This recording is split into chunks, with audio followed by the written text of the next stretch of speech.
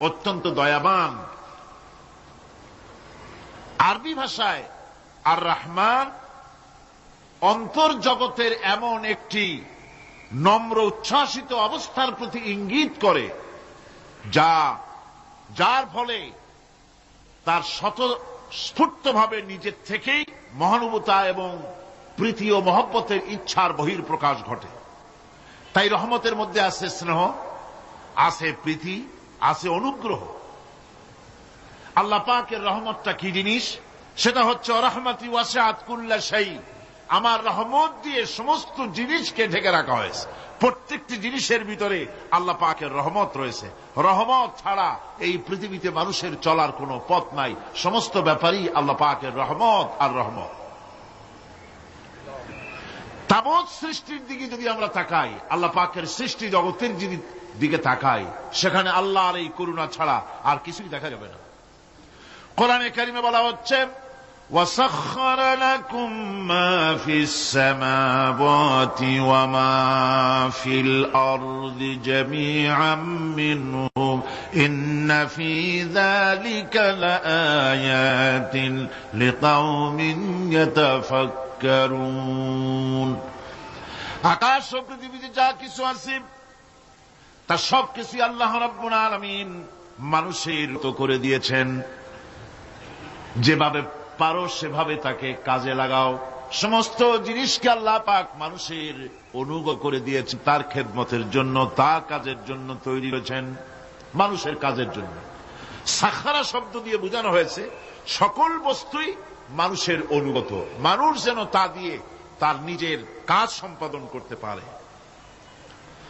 অন্য আয়াতে বলা হয়েছে আল্লাহুল্লাযী খালাকাস সামাওয়াতি ওয়াল আরদা ওয়া আনজালা মিনাস সামাই মাআন ফাআখরাজা বিহি মিনাস সামারাতি রিজকান লাকুম ওয়া সাখখারা লাকুমুল ফুলকা লিতাজরি ফিল বাহরি বিআমরিহি ওয়া সাখখারা লাকুমুল আনহার।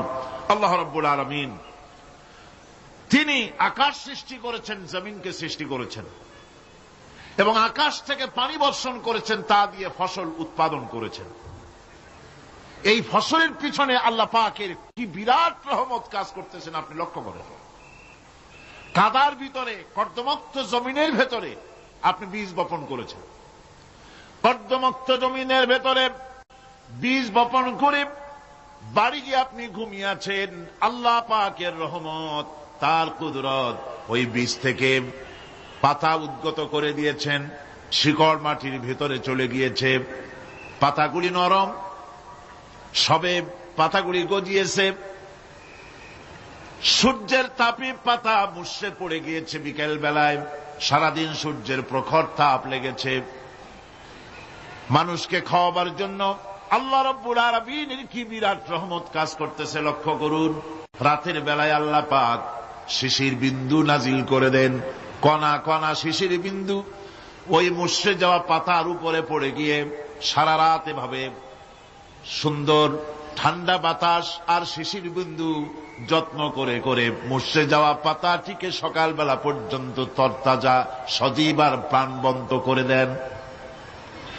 এরপরে গাছ বড় হলো, তার ভিতরে রব্বুল আলামিন ধান দিলেন, গম দিলেন। এভাবে করে যত্ন করে তার শুরু থেকে শেষ পর্যন্ত প্রত্যেকটি গাছকে খাদ্য ব্যবস্থাকে আল্লাহ রব্বুল আলামিন নিজ যত্নে, নিজ কুদরতে, আপন রহমতে সবগুলিকে লালন পালন করে মানুষের হাতে তুলে দিলেন।